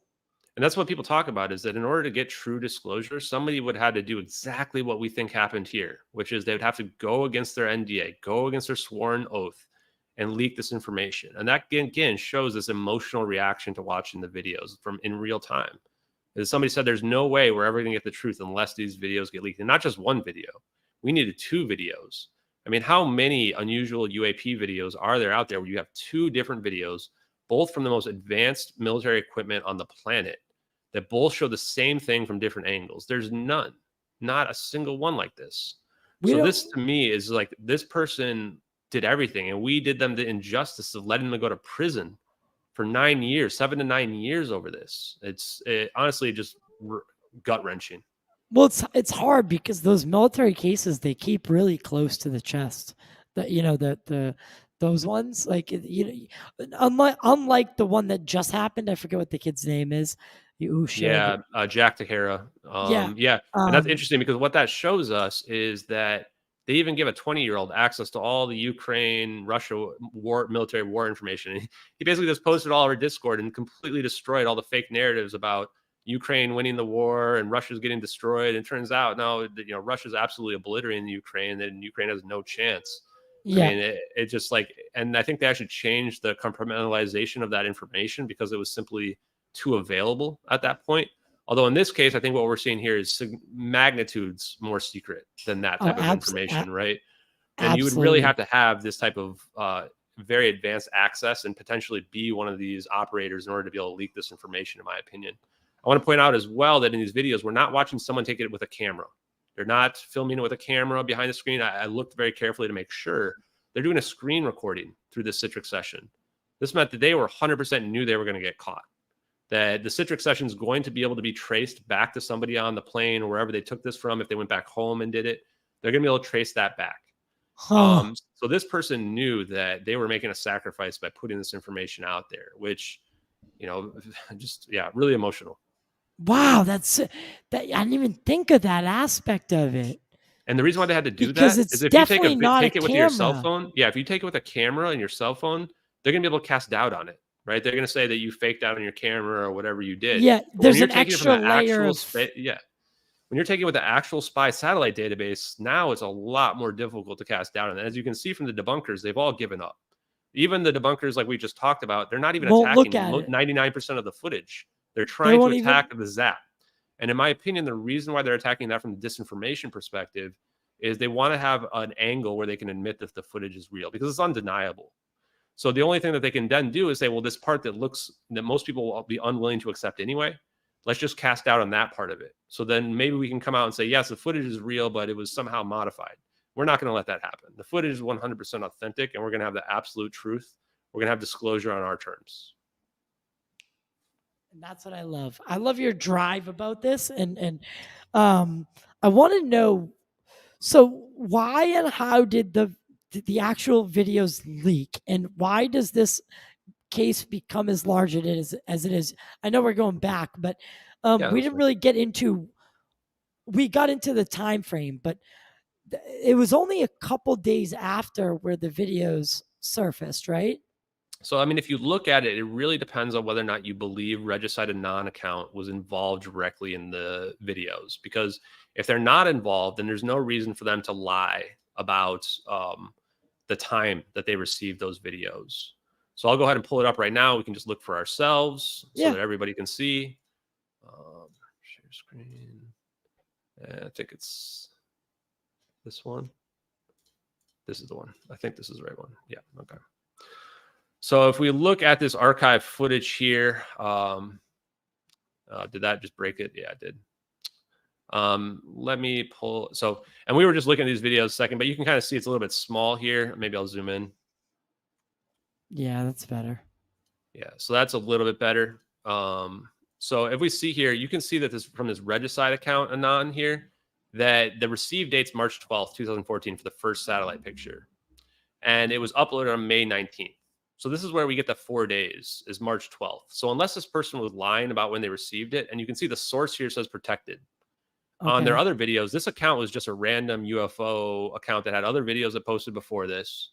And it seems like what happened here is this footage somehow got leaked to them, potentially through a forum or from the dark web, potentially. Okay. Yeah. And so this really narrows the timer down in which people have to fake this. Is that you have between 4 days, or if you say this May 19th date, then you have 72 days. Even 72 days. I mean, we're talking, this would take a team of people that would have had to develop this, that would spend all day and night. We've had people try to recreate it, told people that we pay them to recreate it. People's responses are, well, it's not worth my time. Okay, well, so then why is some random person doing this? Right. I talked to Marvel Studios. Now, I don't think people understand. So I talked to the Marvel Studios lead VFX guy, Jeffrey Ford, if anyone wants to look him up. I sent him the videos via text, and I told you how long, I asked him how long it would take for him to make it. And he said that, first off, if he had to make it, or the first thing he asked me was, these would be extremely, extremely really good, like professional fakes, if they're faked at all. And second of all, he said it would take him a minimum of, if you're doing 2 different perspectives, you're essentially creating 3 videos. You'd have to be able to do research on the satellite, where everything is, to make sure that it lines up properly, so that it can't be poked holes in. The minimum amount of time would be about like 6 months. Yeah. I think he said. So and I'm guessing it'd probably take a lot more than that too, but that's just probably for the actual generous, effects. Right? Yeah. So he said for him it would take about 4 to 6 months. So we'll go ahead and share this clip here, because one of the things that we put together was we put together a list of all the things that be required. And I'll just run through this real quick, and you'll see that there's just no chance at this point. So you got between 4 and 72 days. It's an original work. There's nothing to copy from. So even the people that are trying to recreate it, they're recreating from something that they're looking at, as opposed to something that's like a complete original work. The volumetric clouds are accurate. To animate the cameras, how the clouds form at low altitudes. These cumulus clouds are perfect. There's no discrepancies anywhere in this footage. How to accurately light them when the zap goes off, what MH370 exactly looks like. It's a perfect recreation. The exact turning radius of the B777 while in descent is actually maxing out the capabilities. This is where the, as you see down here, the Top Gun Maverick artist came into play and said that they actually had to cheat in that movie made in 2022 because it was very difficult to recreate the exact flight capabilities of the airplanes. You have to know where it is because it's right at the Nicobar Islands at the right time. You'd have to build the coordinate shift program into the overlay. You'd have to animate those coordinate shifts perfectly as well. What the weather was like, because we looked at the weather satellites and it matches the weather satellite situation. You'd have to know how to accurately create the exhaust or the smoke that we see, as well as the orbs, as you'll see down here, pass through the smoke and they're accurately distorted when they go through it, which is one of the hardest things to fake. You'd have to know what the thermal looks like that would fool the experts. You'd have to have knowledge of the military classified equipment. You'd have to know that they use the Citrix session and for some reason build a Citrix session into your fake video. You would have to know that the frame rate discrepancy to have the 24 frames per second on the mouse. You have to know what kind of specialized mouse they're using when they're moving the screen around that does move the coordinate shifts. We've linked this to a plural view 3D video, which has a special type of mouse associated with it. You'd have to know what the satellites are in operation, what the false color IR looks like. You'd have to know how to create the 3D proven stereoscopic imagery you see. You'd have to know, again, how to animate those orbs correctly in that particle system that we saw for the forward-facing engine. Absolutely. You'd have to know the MQ-1C drone, the payload. You'd have to know where that payload is to get the exact angle. Then, again, how not to use a 2D visual effect in a 3D environment from a low-quality 90s video game. But perhaps the most important and interesting one is you'd have to know that we would never find the plane, not even 9 years later, because if we find a plane, the whole hoax breaks down. So ultimately what we're looking at here is that these are authentic videos. Wow, that's actually such a good point. The hoax, the hoax, the hoax theory, right? Is if it was hoaxed, why have we still not like if we had found debris, the whole thing would have been over, yada yada, case wrapped up. If we had found a debris field, yes, I agree. Or found the plane somewhere, right? And then this whole thing would have collapsed, right? And the thing about this is it's not 2015 or 2014 anymore, right? It's 2023. It's been 9 years. 9-10 years now. And you're telling me that they have nothing? Exactly, right? So we know that the official narratives are nonsense. And we know now from looking at these videos and investigating them for 10 weeks that we've used more evidence than anybody else to date to come up with a comprehensive theory that makes sense, that's 100% consistent with the videos. Is there a way to sync the videos up to where they are showing the same exact thing? Oh, we've already done that too. So okay, so like one of them is side by side, which we've shown several times as well. So that the flash, so like the flash goes off at the same time. Yeah, I think it's like, and people manually did this, so I don't know if it's like exactly. It might not be but exactly it's close perfect, enough. You're gonna be able to tell that it's it. So let me share this real quick. Yeah, while he's doing that, guys, get those likes in. I think we're almost at. We're still 9 away from 50. Trying to get to 50 on each live stream that we do. We're going to be doing one a week going forward. But let's take a look at this video. Let me get this is the side by side. This is the one I like to share the most because you can see that they perfectly sync up. People have tried to cast doubt on it, but it can't. They are in perfect sync with one another. You'll see the orbs come in at the same time. And you'll see the orbs begin to go around the plane at the same time, right? And you'll see that all the orbs appear at the right times. So now the second orb's coming into play, slightly out of view, but now we have 2 orbs, and then the third orb is there as well. Oh my God, it's fucking perfect. And we can see too why you would leak the second video, because you can't see those trails in front of the orbs in the satellite video. It gives way more information in this thermal. It really, in my mind, proves that what we're seeing here is reverse engineered technology, or that we're just secretly somehow 50 to 100 years more advanced than the public. Now we can see that there are vertically circling around them and then zap, gone in both videos at the same time. And again, the trail's gone. The person zooms out and kind of looks around, but I would argue they're not really looking around. If you are someone who's watching that in real time, then when you get to this part here where the plane zaps out, I'm looking everywhere. I'm looking around trying to figure I'm out where like, this plane yo, just went, where did right? this go? Like, what did I just see? As opposed to just like casually zooming out and being like, okay, we're good. Right. It's like they zoom out just for intelligence purposes, and they kind of move that around a little bit. But I would be like freaking out, right? Yeah. I would be What did I wondering like, just see? what just happened, right? That's And in the satellite version, although we don't see it here, this is a playback. And the reason why we know that too is that they actually move the satellite to the right at the end, not in this particular one. But when they move it to the right at the end, it's almost like they're showing us, hey, now this isn't a magic trick. Like the plane's not over here to the right. It's just straight up gone. Yeah. I mean, how Blowing people's minds here, I think. dude, this is overwhelming. It's like overwhelming. Have And this you is the thought reason why, you know, if you look at my following just from the last 10 weeks, I went from being nobody who had 30 random fake bot followers to now we have, I'm going to probably guess 14,200 or something like that. It's because the weight of the evidence is so compelling that people who are out there that have open minds are, you know, they believe it and they know that this stuff is authentic. And the reality is we're not going to be able to reach everybody. There's a lot of people out there that are not going to be able to accept that this can be real because what comes along with it is this whole weight that we've been lied ontological to, shock? right? Yeah, the ontological shock, but also the fact that, you know, there's a disinformation campaign and this is just the biggest, most verifiable conspiracy in the history of the world. And that means that people will get lied to probably every single day on TV, right? Like we were pointing out on why they won't address this on national television. I thought when I first started this that, you know, in the early days that I would hand this off to a real journalist who would dig into it, whatever, and nobody did. And that's when I started to realize like how deep the conspiracy potentially goes, is that people are specifically being told not to report on it. You know why that is? They want to keep their scoops and they want to keep their some of it, their contacts at the White House, and they want to keep their you know, the Washington, you know, like places like the Washington Post. We joke around and call it the CIA Post, right? The Boston Globe. They all want to keep their inroads with the White House, with the government, so they can continue getting their stories and leads and be invited to White House, you know, press conferences, all that. They don't want to burn bridges by running one story.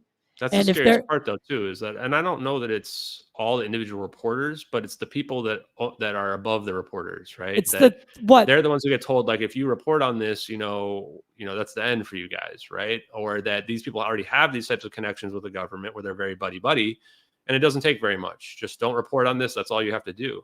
And then it makes people question what else are they telling them not to report on, and how much are they influencing what we see on TV every day?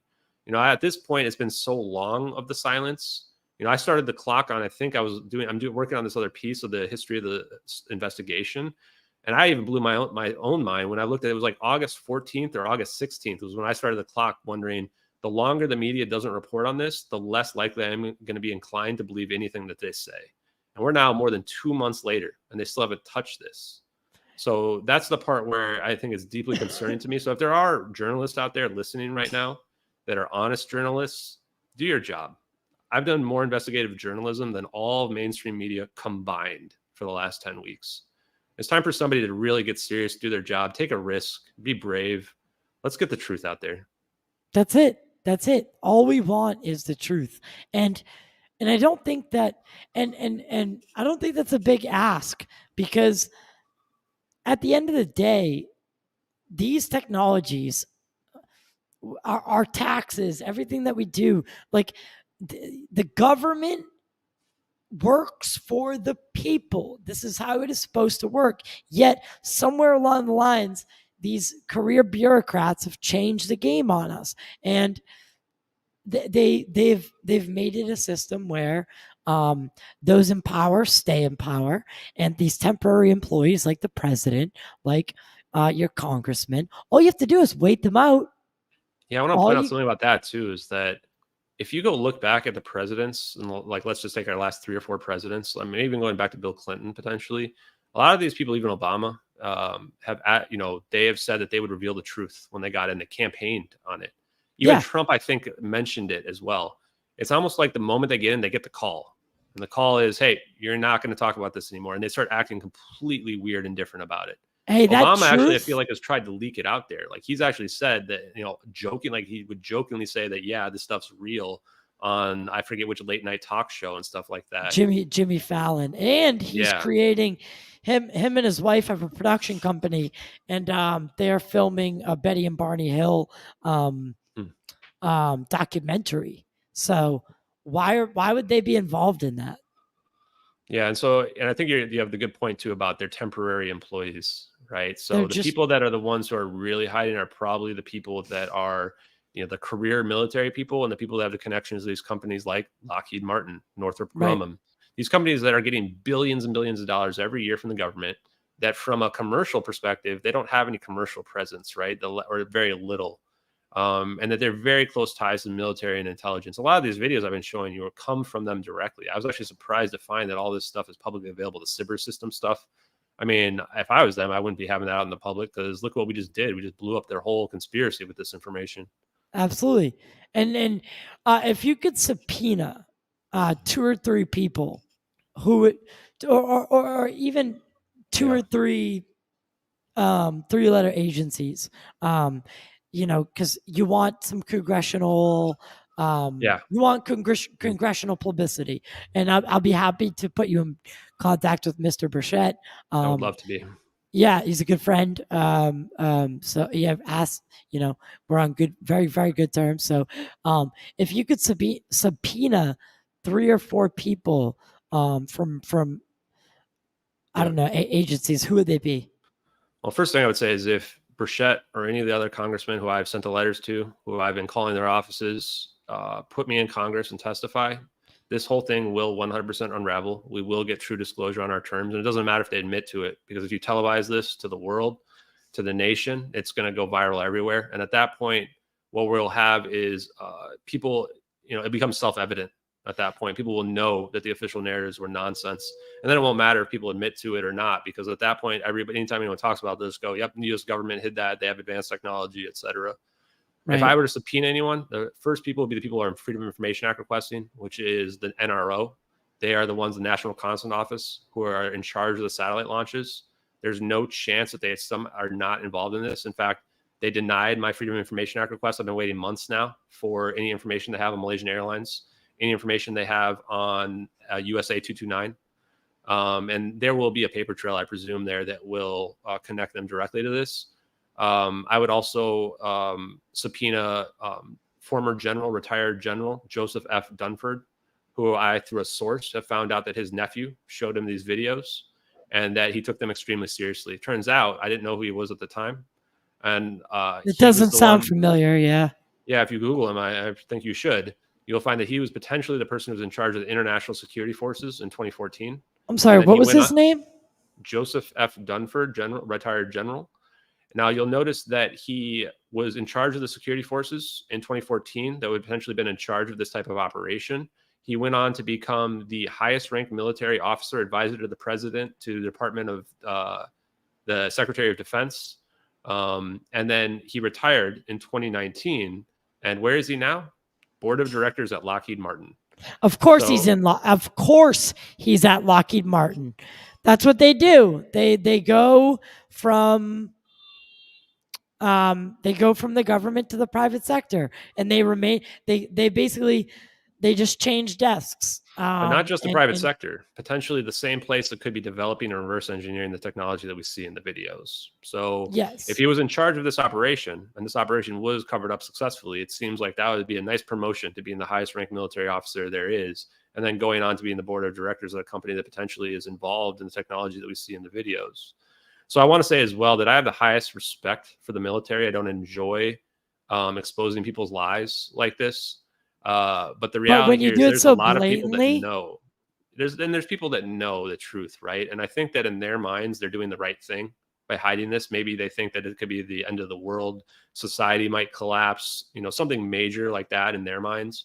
I think we reached the point where we can accept this information to be true. And I'm sure that the military people who are involved can't break their oath and speak the truth about it. But the reality is they need to force the people who can speak about it to do so. They need to make the government admit that what we're looking at is MH370, and they need to admit that they have this technology that's been hidden. Because as you pointed out, a lot of people will argue this is a crime against humanity. It can It change the is. circumstances of so many people if it's true and that it gets out to the public. Yeah.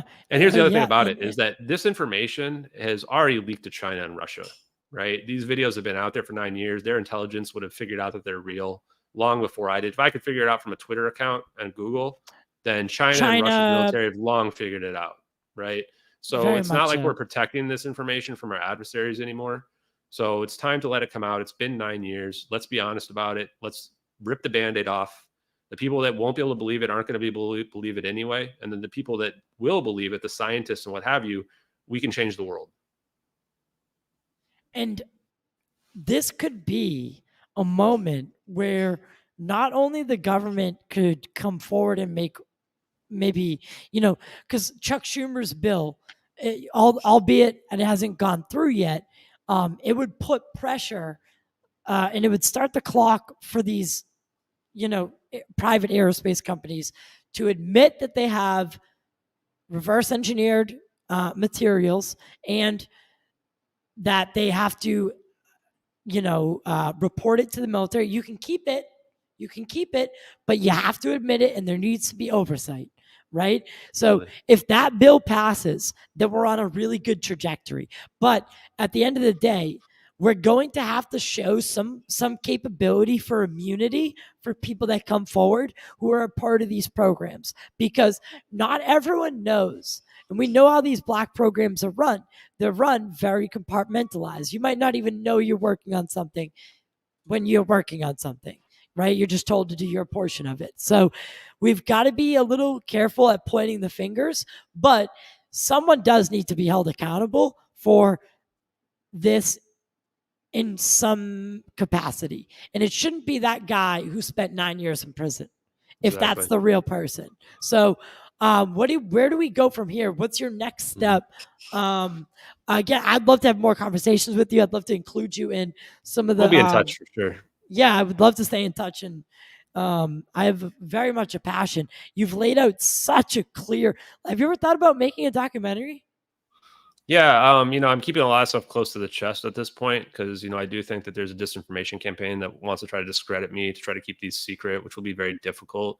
But, we have a lot of stuff's in the works at the moment, and, we're trying to get this information out there across any platform that we can, across any people that will listen, and the broadest audiences that will listen as well. So, if those large podcasters are out there that are listening, I am ready to bring this information there. I guarantee you it'll be one of the biggest shows you've ever had, if that's what you care about. That's not what I care about. I don't care about being famous. I would be happy with going back to be a normal person. However, I don't know that that's necessarily in the cards anymore. So we are working on several different things. And if you are somebody out there that has the ability to make a documentary and that type of thing, I would urge you to reach out to me or the people that are close to me that are my confidants. Because, again, the documentary too, like if you compare to the Netflix documentary that out there, which I'm just gonna go ahead and say is total crap. They should just take that down. We can make a documentary out of this information that will be at least 100 times better, maybe quite a bit longer as well. So there is definitely a lot of opportunity out there to get this information out there. And I'll be following up in every path that will lead to that happen. Yeah, well, I would love to be involved in that documentary because, that's what I went to film school for. So, Awesome. if I have enough equipment to house a small TV studio, so Really? You name the date, the time, and I'll take the necessary precautions, and we'll start working. And I'm happy to be involved in this, or happy to accommodate you. As long as we could put it out on the channel, of course. And because I think this is, you've built a solid case, a much more solid case than the official narrative. Definitely. And how can people follow you? How can people? I know you have several groups. You shut down the Discord for people leaking information. So what's going on there? Yeah, so we've got that closed down. we've got a good group in there. Like our Discord, the community that we're setting is setting a higher bar and higher standard than the rest of the internet. I think that I look across the internet, various social media platforms, and I'm pretty disgusted by the level of discourse that I see in general. And so, people are coming with low effort comments, trying to cut people down, trying to condescend people. You're not going to be part of my community for very long.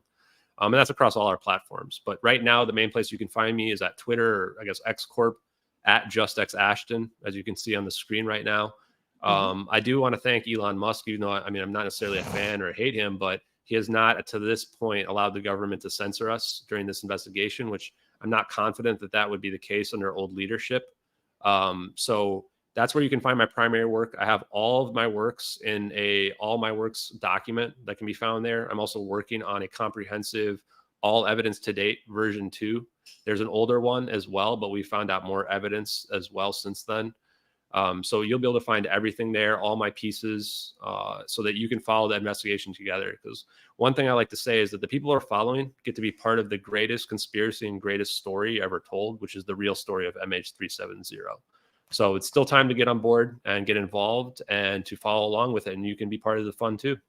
Yeah. And for like I said, guys, keep follow Ashton. He's going to be going right into his space. I'm going to jump in. We'll say hello. I think your guest is Roy. Roy D. Herbert.